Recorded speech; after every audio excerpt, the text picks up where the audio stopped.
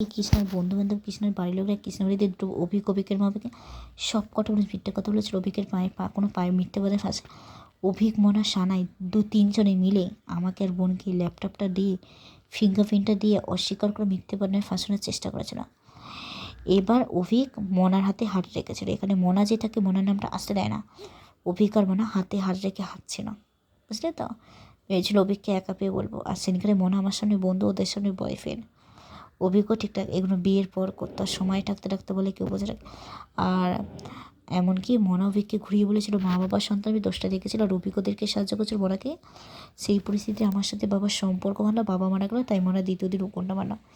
ওই পরিস্থিতি বাবার কোনো দোষ না, মানে অভিক মনাকেই বিয়ে করে, মনা অভিকের সাথে, অভিক মনার সাথে, আমার সাথে না, বুঝলে তো। আর ক্যামেরা থাকলে এগুলো বিয়ের পর করতো, ওই কারণে ওদের আশ্রয়টা দেখালাম।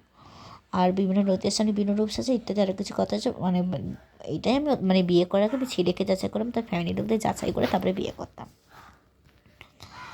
আর অভিজ্ঞদেরকে সে মনাকে সেই পরিস্থিতি আমার সাথে বাবার সম্পর্ক না, বাবা মারা করে দেয় যে আমার সামনে মনার বাড়িতে রাখবে না বলে বন্ধুকে রাখছে, ওদের সামনে বইয়ের বাড়িতে রাখছে। এটা ওর 2 নম্বর লাভ। এগুলো বিয়ের পর করতো, তাই ওদের আশ্রয়টা আমি দেখলাম, যাচাই করে তারপরে বিয়ে করতাম। আর ইত্যাদি আরও কিছু কথা রয়েছে। বিয়ের পর তো নিজের বউ যেটা করবে সেটাই তো হাজব্যান্ডকে শুনতে হবে।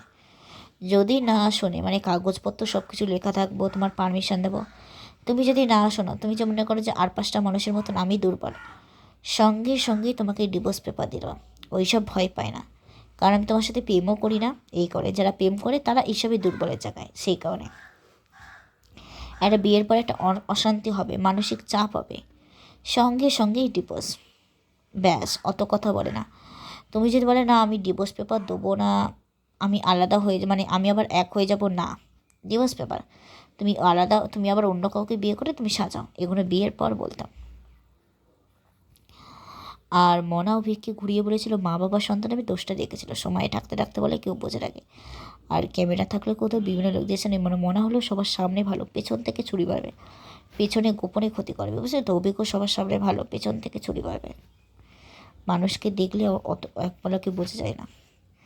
আর অভিজ্ঞদেরকে সাথে মনাকে লোকের বাড়িতে আসায়, সেই মানুষটা ক্যামেরা থাকলেও বিভিন্ন লোকদের সাথে বিভিন্ন রূপ সাজায়, ইত্যাদি আরও কিছু কথা হয়েছিল, বর্ণনা দিলাম।